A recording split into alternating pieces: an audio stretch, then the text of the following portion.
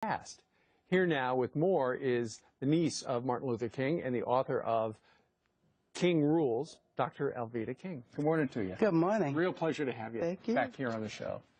First of all, let's start with the book. What is the book about? King Rules, and it's a how-to book. 10 rules, 10 principles that to shape Martin Luther King Jr. and the whole King family legacy. It starts with home and it ends up with joy, civil rights in between. That's terrific. All right, so speaking of civil rights, 50 years ago, the Civil Rights Act was signed. Lyndon Baines Johnson, a Democrat, seems to get all the credit. Right. But, you say there's a Republican who was absolutely instrumental. Bill McCullough, a civil rights activist with the unique ability to go across aisles and bring Republicans and Democrats together. And in his own community, his own voters were like, why are you really doing this? What do you really care about this?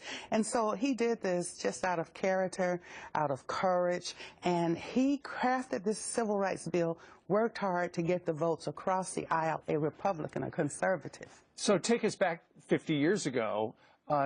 You know, a lot of people go, well, the Republicans were completely against that. That is not true. It took a number of Republicans, spearheaded by this guy, to get it done. And that has generally been the case in the party, but with a real bad PR, never speaking up about how hard we have fought, what we had to do in the civil rights era. And so McCullough was, you know, he was unusual, courageous. There were others across the aisle through the years that have done that, and they won't get the credit.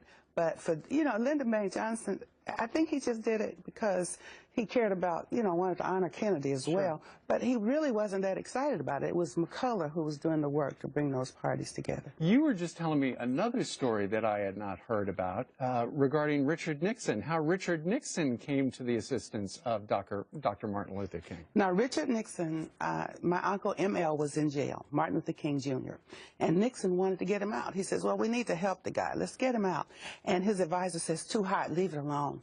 And then Bobby Kennedy said to his brother, you got to help this guy, help him get out of jail. And what happened, at that time, most blacks were Republicans. Right. And when the Kennedys helped to get Martin Luther King Jr. out of jail, my granddaddy, Martin Luther King Sr., a Republican, said, I've got to give my suitcase of votes to the guy that got my son out of jail. Yeah. And that's another historical fact. And so Republicans historically have been at the front line.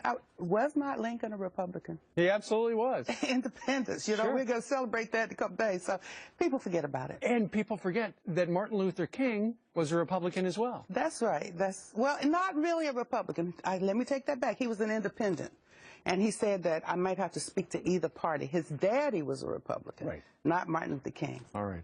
Dr. Alveda King, her new book is out right now. Just came out a couple of days ago. It's doing very well. And thank you very much for joining us on this great day. Thank you. All right.